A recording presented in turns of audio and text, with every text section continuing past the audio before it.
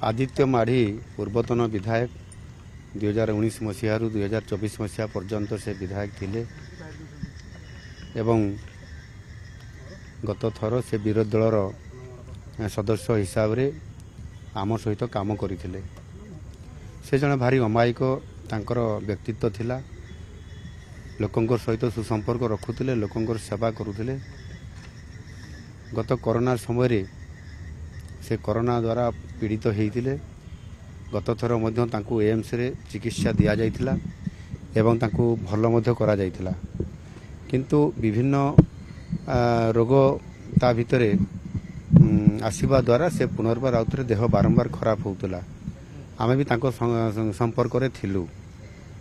हठात आउथरे देह जते बेले बढ़ी गला से एम्स को ताको आनिकी एडमिशन करैथिले एवं चिकित्सा चलिथिबा भितरे तांकर आज दुखद देहांत होइछि।